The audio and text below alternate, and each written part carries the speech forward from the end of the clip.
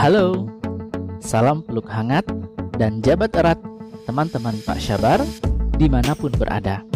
Bertemu kembali di podcast penuh inspirasi, motivasi, dan edukasi dalam program podcast bersama Pak Syabar. Selamat mendengarkan. Assalamualaikum warahmatullahi wabarakatuh. Apa kabarnya teman-teman Pak Syabar? Kembali bertemu dalam program acara podcast bersama Pak Syabar. Kali ini masih dalam seri Seni Menghadapi Publik. Di 2 edisi sebelumnya, teman-teman sudah menyimak tentang 3 hal yang dapat membuat kita enggan untuk tampil di depan umum. 3 hal ini mungkin pernah menghampiri kita, di antaranya afraid atau ketakutan, kemudian knowledge, pengetahuan kita yang minim, dan experience, pengalaman kita yang sedikit. Sudahlah takut, wawasan kurang, lalu pengalaman minim. Lengkaplah sudah. Ketiga hal itu membuat kita enggan untuk maju ke depan umum, menjadi seorang pembicara. Semoga ini bisa menjadi catatan kita untuk menghilangkan ketiga hal tersebut. Lalu di pertemuan kedua sudah Pak Syabar sampaikan tentang 4 syarat agar kita bisa menjadi seorang pembicara yang ulung, orator yang handal. Yang pertama, kita harus punya motivasi yang kuat. Kemudian kita tahu, paham terhadap apa yang akan kita bicarakan. Lalu yang ketiga, kita berbicara dengan penuh keyakinan, meyakini apa yang kita bicarakan. Dan yang keempat adalah terus berlatih. Kalau keempat hal ini kita rutinkan, kita biasakan, kita latih, tentu kita akan menjadi seorang pembicara yang handal, akan menjadi orator ulung, dan tentu saja akan bermanfaat bagi kita ketika berhadapan di depan publik. Nah, teman-teman sekalian, tentu ada hal yang pertama kali kita alami ketika pengalaman pertama kita diminta untuk berbicara di depan umum. Atau boleh jadi sampai saat ini pun kita masih merasakan hal itu. Sebagai guru sekalipun ya, kalau kita sebagai guru yang saban waktu berbicara di depan anak-anak, kemudian tetap mengalami hal ini ketika diminta untuk berbicara di depan orang banyak.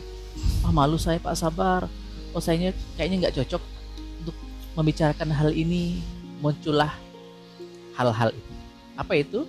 Ya, kita semuanya minimal pernah merasakan yang namanya ketakutan. Tapi teman-teman sekalian, ketakutan yang sering hinggap di dalam diri kita itu tentu ada sebabnya. Dan teman-teman pasti akan heran bahwa ternyata ketakutan yang teman-teman alami ini ada beberapa hal yang termasuk dalam beberapa jenis ya. Jadi ada ternyata beberapa jenis ketakutan yang muncul di dalam diri kita. Apa saja jenis ketakutan itu? Jadi dia bukan hanya muncul dari dalam diri sendiri, dia juga bisa bermula dari orang-orang sekeliling kita yang akhirnya tertular. Kita tertular dengan ketakutan-ketakutan tersebut. Padahal awalnya kita udah pede nih, udah berani mau maju ke khalayak umum, ingin berdiri di sebuah majelis ya, tempat yang ramai orang. Tapi kemudian muncullah sifat ketakutan itu. Jenis pertama adalah kita sering takut karena adanya penularan. Ternyata takut itu menular. Setiap orang yang ada di sekeliling kita, ternyata saat kita ingin berbicara itu, telah memperlihatkan ketakutan mereka untuk berdiri di depan umum. Jadi ternyata kita juga sedang berada di sebuah tempat yang orang-orang di sekeliling kita juga takut ketika mereka diminta untuk berbicara di depan umum. Pernah nggak sih merasakan ketika diminta ngomong, siapapun saling tunjuk, oh ibu aja, Bapak aja yang ngomong. Iya, saya nggak cocok nih ngomong ini, saya nggak berani. Ternyata kita juga berada di lingkungan teman-teman yang juga takut. Akhirnya menular deh kepada kita. Loh, dia aja ditunjuk gak mau, apalagi saya. Itu yang terjadi ternyata. Jadi kita tertular virus ketakutan dari orang-orang di sekeliling kita. So, enyahkan. Kalau kemudian orang-orang di sekeliling kita itu punya energi ketakutan yang sama, jangan sampai kita juga tertular. Ya udah, saya yang maju. Ya udah, nggak ada yang berani ngomong, saya aja yang ngomong. Itu kan juga ini hal yang patut kita miliki agar kita tidak tertular oleh virus ketakutan itu. Jadi ternyata sebab pertama ketakutan itu karena adanya penularan. Jadi hati-hati, jangan sampai virus ketakutan ini muncul karena kita tertular, kena efek dari orang-orang di sekeliling kita. Yang kedua, teman-teman sekalian, ketakutan itu bisa saja muncul karena kita pernah trauma dengan kegagalan berbicara di depan umum di kali pertama. Kesan pertama, pengalaman pertama ternyata membekas di dalam pikiran kita, menjadi memori terpendam, sehingga akhirnya kita punya trauma masa lalu. Aduh, saya nih gimana ya, dulu itu dipermalukan atau malu, gagal, sehingga tidak mau lagi mengulang kesempatan kedua untuk berbicara di depan umum. Ini namanya ketakutan karena trauma kegagalan masa lalu yang pernah kita alami. Kenapa sih bisa terjadi trauma kegagalan masa lalu?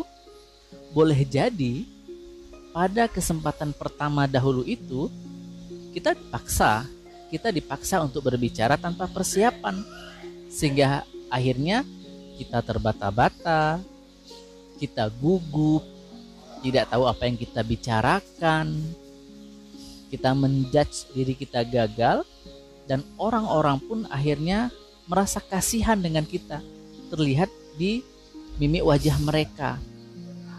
Akhirnya kita memendam, menyimpan pengalaman itu sebagai trauma terburuk sampai dengan hari ini, sehingga kita mengambil keputusan, saya tidak mau lagi bicara di depan umum. Wah, ini karena ketakutan atas trauma pengalaman masa lalu, kegagalan masa lalu saat berbicara di depan umum. Sudah dua ya jenis-jenis kegagalan itu. Yang pertama, Anda takut karena tertular oleh perasaan takut juga dari sekeliling orang-orang di sekeliling Anda.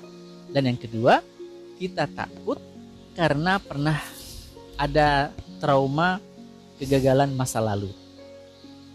Dan yang ketiga, ketakutan karena kita terlalu memberikan perhatian atau persepsi yang berlebih terhadap seseorang atau sekelompok orang yang kita kira nih mereka tidak senang terhadap kita. Pernah dong waktu bicara kita melihat seseorang, dua orang atau sekelompok ya di pojok kanan, pojok kiri, depan, yang dalam persepsi kita itu mereka itu kok tidak senang dengan apa yang kita bicarakan, sinis, bahkan mereka tidak memandang kita bicara, mereka menunduk. Pokoknya ekspresinya itu kok nggak jelas-jelas amat gitu ya dengan apa yang kita bicarakan. Nah, ini yang kemudian membuat kita merasa kecewa, takut, minder. Padahal ya, Pak Sabar sendiri pernah punya pengalaman terhadap hal ini.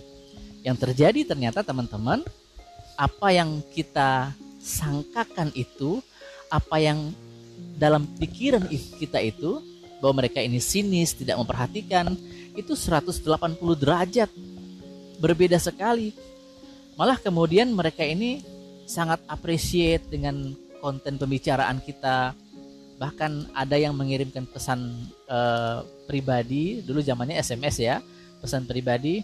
Wah Pak, baru kali ini saya mendapatkan ceramah seperti ini, baru kali ini saya mendapatkan khutbah seperti ini. Jadi ternyata ada loh orang-orang yang kemudian memberikan apresiasi positif terhadap apa yang kita bicarakan. Jadi teman-teman, ternyata ketakutan kita itu muncul karena persepsi kita yang berlebihan terhadap seseorang atau sekelompok orang yang kita kira, kita sangka mereka tidak senang dengan apa yang kita bicarakan. Jadi selama kita bicara, kita malah sibuk memperhatikan orang-orang tersebut ya. Padahal jangan sampai. Oke, itu ketakutan ketiga. Nah, ketakutan yang keempat adalah, ini sama juga, bahwa kita melihat ada audiens yang tertidur, ngantuk, atau menguap. Ini kemudian muncul dalam pikiran kita bahwa semua audiens itu telah tertidur. Dan kita merasa apa yang kita sampaikan, apa yang kita bicarakan sama sekali tidak punya nilai semangat untuk membangkitkan orang-orang yang ada di hadapan kita. Jadi kita beranggapan pidato kita itu gagal. Kita beranggapan apa yang kita omongkan itu tidak didengar oleh orang lain. Nah teman-teman, inilah 4 hal yang kemudian menyebabkan kita kehilangan confidence, kita kehilangan kepercayaan diri terhadap diri kita. 4 hal ya, Pak Sabar ringkas, 4 hal yang menjadi ketakutan kita ketika kita sedang berbicara di depan umum. Yang pertama adalah ketakutan yang menular. Yang kedua, perhatian terhadap sebagian hadirin yang ada. Yang ketiga, kita berlebih-lebihan dalam menginterpretasikan sikap dan tindakan dari salah seorang audiens atau lebih. Dan yang keempat, adanya pengalaman yang gagal. Nah teman-teman, jangan sampai ketegangan, emosi yang kemudian hinggap dalam perasaan kita ketika sedang berpidato, ketika sedang berbicara di depan orang lain, itu kemudian membuat kita berada dalam tingkat stres yang tinggi. Jangan sampai ya, enyahkan 4 ketegangan ini. Jangan sampai ya, ini jangan sampai terus nih. Sesungguhnya kita ini bukanlah orang yang bodoh. Karena apa? Karena kita sudah dipercaya untuk berbicara. Jangan sampai ada pikiran ini muncul karena ketakutan-ketakutan yang sudah menggunung tadi. Ya. Kita berusaha untuk memberikan yang terbaik. Jadi sangat wajar. Simaklah sebuah kalimat dari Makolaf. Apabila Anda memiliki tingkat kecerdasan yang rata-rata, sekali lagi, apabila Anda memiliki tingkat kecerdasan yang rata-rata dan ingin melakukan satu pekerjaan yang baik, maka sudah sepatutnya Anda merasa sedikit tegang atau stres. Pernah dong merasa under pressure? Pernah ya? Biasanya kalau sudah kejar target. Orang yang punya kecerdasan tingkat rata-rata ini ketika akan melakukan suatu pekerjaan yang baik, pekerjaan yang mulia, tentu ada sedikit stres, ya, ketegangan, khawatir ini akan gagal, khawatir ini tidak akan mencapai target. Ketegangan dan stres, teman-teman, ini adalah sesuatu yang baik. Sesuatu yang baik. Tegang dan stres itu sesuatu yang baik, bukan sesuatu yang harus dihindari. Kedua hal ini, yaitu tegang dan stres ini adalah anugerah dari Tuhan yang Maha Kuasa kepada kita untuk menyiapkan fisik kita dalam menghadapi berbagai macam kondisi yang boleh jadi akan banyak hal-hal yang akan terjadi. keringat dingin mengucur, sudah pasti. Kaki bergetar, sudah pasti. Tangan bergetar, itu sudah biasa. Nah, untuk menambahkan kepekaan juga pada semua indera dalam tubuh kita. Dengan adanya ketegangan dan stres itu, maka kita akan cepat nih memberikan respon terhadap berbagai masukan, terhadap berbagai rangsangan yang datang. Dan tentunya hasil akhirnya adalah kita akan mampu melaksanakan semua tugas dengan sebaik-baiknya. Kalau kemudian santai, adem ayem, kadang-kadang kita ini malah terbawa santai ya. Betul, target tidak tercapai karena tidak ada tekanan, tidak ada dorongan. Tetapi ketika kita dalam keadaan tegang, ketika kita dalam kondisi sedikit stres, ya, under pressure, biasanya energi-energi ini muncul. Itu harus ada. Wah, bulan depan harus ada pembelajaran yang menarik dan menyenangkan, mulai masuk semester baru. Maka saya harus buat target bagaimana membuat model pembelajaran yang efektif, yang kreatif dan interaktif bagi anak didik saya. Ini kan sudah muncul ketegangan, sudah muncul tingkat stres, ada target. Bulan depan harus menyiapkan pembelajaran yang menarik. Bulan depan saya harus mengisi berbagai macam kegiatan-kegiatan seminar. Tentu harus disiapkan dari sekarang materi-materi dan topik-topik apa yang akan dibicarakan. Nah, tentu ini dengan membuat daftar-daftar tugas itu akan muncul yang namanya mengejar target, akan muncul yang namanya bagaimana mencapai capaian-capaian tersebut. Sehingga ketegangan pasti akan ada.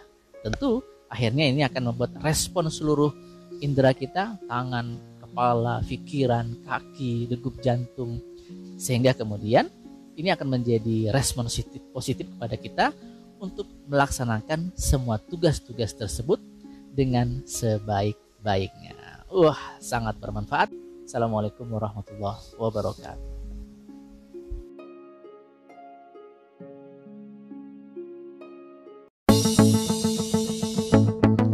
Terima kasih bagi teman-teman yang sudah setia menyimak program podcast bersama Pak Syabar. Semoga bermanfaat, bisa menjadi inspirasi dan motivasi bagi kita semua untuk lebih baik ke depannya. Jangan lupa like dan subscribe channel YouTube Ice Breaking Pak Syabar. Tetap semangat, teruslah bahagia. Sampai jumpa. Assalamualaikum warahmatullahi wabarakatuh. Bye-bye.